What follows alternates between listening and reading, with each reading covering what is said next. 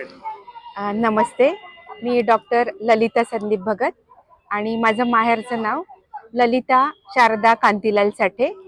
मी या ठिकाणी पिंपळे निलखची लेक आहे आणि ज्यावेळेस मी 91 नोव्हेंबरमध्ये माझी आई सौ शारदा कांतीलाल साठे, तर हिच्यासाठी जे इलेक्शनचं कॅम्पेन जे चालू झालं, तर त्यावेळेस मी 10वीला होते आणि आईबरोबर मी पूर्ण कॅम्पेन बघितलं आणि त्यामुळे मला आपोआपच हे जे सामाजिक काम आहे, राजकीय ज्या गोष्टी चालू आहेत, त्याच्याकडे अधिक बारकाईने बघण्याची सवय लागली आणि त्याच्यामध्ये एक आपण म्हणतो ना पार्टिसिपेशन, सहभाग नोंदवण्यासाठी मी कायमच उत्सुक राहिलेली आहे.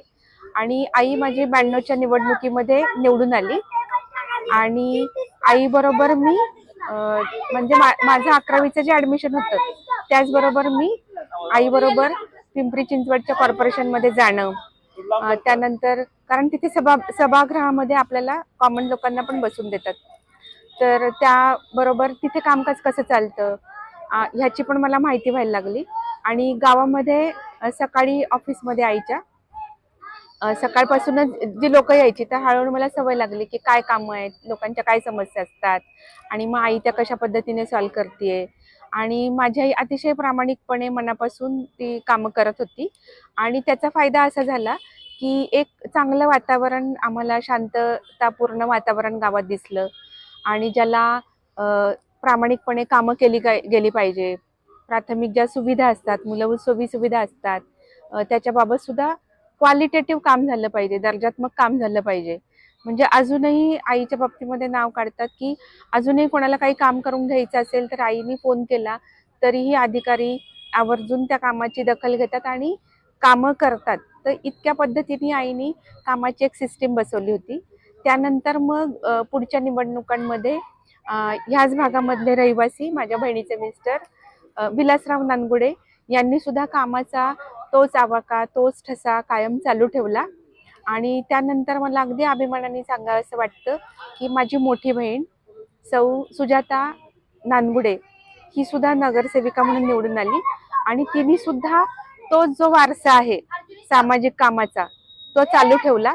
आणि आपल्या भागामधले जे लाभार्थी गट आहेत, म्हणजे वृद्ध लोकांसाठी जाणीवपूर्वक तिने अशा योजना राबवल्या की उदाहरण सांगते की इथे सावित्रीबाई फुले जी बाग आहे, तर त्या ठिकाणी वृद्ध लोकांना सुद्धा त्या बागेमध्ये आनंदाने वावरता आलं पाहिजे, इतक्या बारीक सारीक घटकांचा विचार करून तिने त्या बागेची रचना केली. हाच ठसा तिने तिच्या इतर कामांमध्ये सुद्धा जाणीवपूर्वक ठेवला. आणि 2007 पर्यंत जे वातावरण होतं, जे मी बघितलंय, अनुभवलंय किंवा जे आपण म्हणतो ना ऑब्झर्वेशन माझे जे काय आहेत, तर बऱ्यापैकी शांततापूर्ण वातावरण पिंपरी चिंचवड एरियामध्ये होतं, महापालिकेत होतं. आणि नंतर ज्याला आपण म्हणतो की एक बूम आली पिंपरी चिंचवडमध्ये आणि त्याला कारण म्हणजे कॉर्पोरेट सेक्टर जे इथे तयार झालं, तर त्याला सपोर्टिव्ह अशी कुठलीच इन्फ्रास्ट्रक्चरल त्यानंतर मला जे जाणवते की अशी कुठलीच त्याला सपोर्टिव्ह अशी कुठलीच इथे सिस्टीम तयार नाही झाली.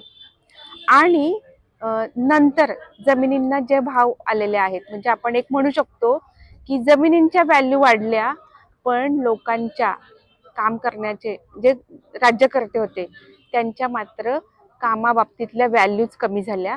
आणि त्याचा खूप मोठा दुष्परिणाम मी असं म्हणेल की पूर्ण ही जी मेट्रोपॉलिटन सिटी आहेत त्याच्यावर जाणवताना दिसतो. आणि मला असं वाटतं की जाणीवपूर्वक मतदारांनी हे लक्ष दिलं पाहिजे की आपण जो उमेदवार निवडून देऊ तो अशा भूमिकेला दाद देणारा हवा की इथे आपण भारतामध्ये आहोत, एक आपण संविधान फॉलो करत आहोत, एक लोकशाही राष्ट्र म्हणून जर का आपण इथे राहत आहोत, तर इथे जी सिस्टीम तयार झालेली आहे मेट्रोपॉलिटन, तर मला असं वाटतं की एक सिस्टीम जी इथे तयार झालेली आहे आणि ज्याला आपण म्हणतो ना आळीमिळी गुपचुळी, म्हणजे सगळ्यांना सगळं माहितीये काय चालू आहे आणि सगळे ज्याला आपण म्हणतो ना भस्म्या झालाय या सगळ्याचा आपल्याला कसा फायदा होईल, आणि ही लोकांची हाव ही संपतच नाहीये. आणि ह्याच्यासाठी मतदारांनी जागृत होणं आवश्यक आहे. आपण एका भारतीय लोकशाही राष्ट्रामध्ये राहत आहोत आणि आपल्याला स्वतःचं म्हणून एक संस्कृती आहे, आपल्याला स्वतःच्या म्हणून एक परंपरा आहेत. त्या जाणीवपूर्वक आपण जपल्या पाहिजेत. आपण एक सहिष्णू राष्ट्र पण आहोत आणि इथे तो जो पूर्वापार वारकरी संप्रदाय आहे, ज्यांनी इथली संस्कृती जपलेली आहे आणि त्यांनी ही संत परंपरा जपलेली आहे, तर आपल्याला ह्या भागामध्ये असे उमेदवार हवेत, असे तुम्ही निवडून दिले पाहिजेत की जी ही संत परंपरा जपतील, हे सहिष्णू वातावरण जपतील आणि इथे अशा पद्धतीची गुंडगिरी फफवलेली आहे की लोक हे पण बोलायला घाबरतायत की इथं गुंडगिरी आहे.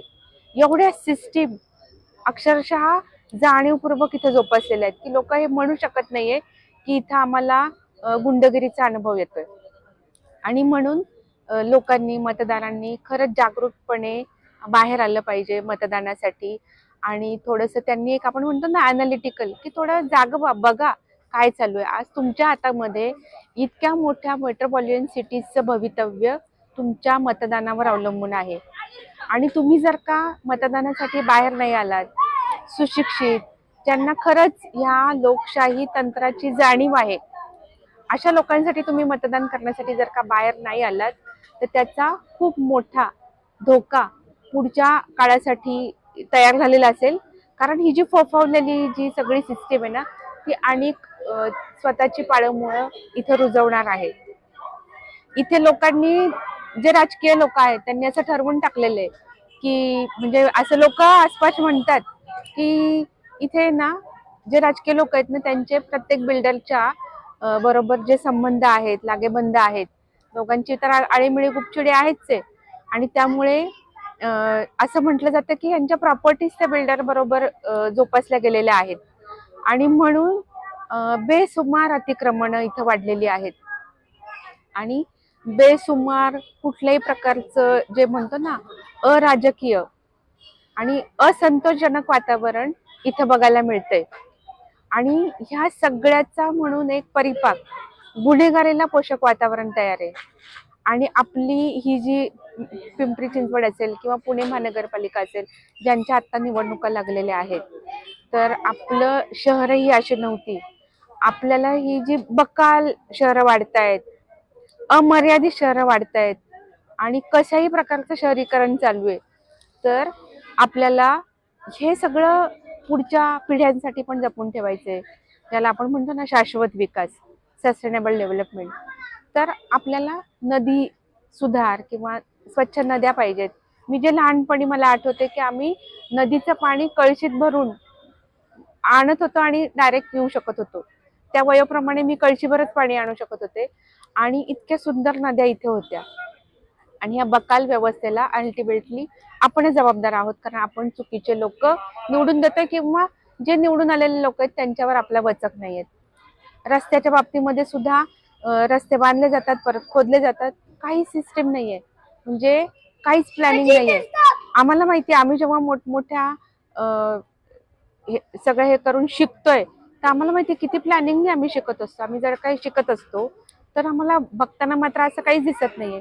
म्हणजे काम करणारे लोक तर व्यवस्थित आहेत ना, आर्किटेक्ट असतात, इंजिनियर असतात, मग असं का होतंय इतकं?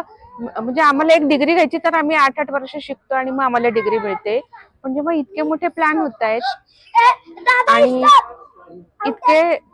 इतकं सगळं जर का काहीतरी सिलेक्ट होतंय, काहीतरी कुठेतरी जे म्हणू ना की मांडलं जातं लोकांपर्यंत आणि मग ते सँक्शन होतंय, मग असं का होतं की एक रस्ता बनतो तो काही दिवसांनी तोडला जातो, एक पूल बनतो तो काही दिवसांनी तोडला जातो.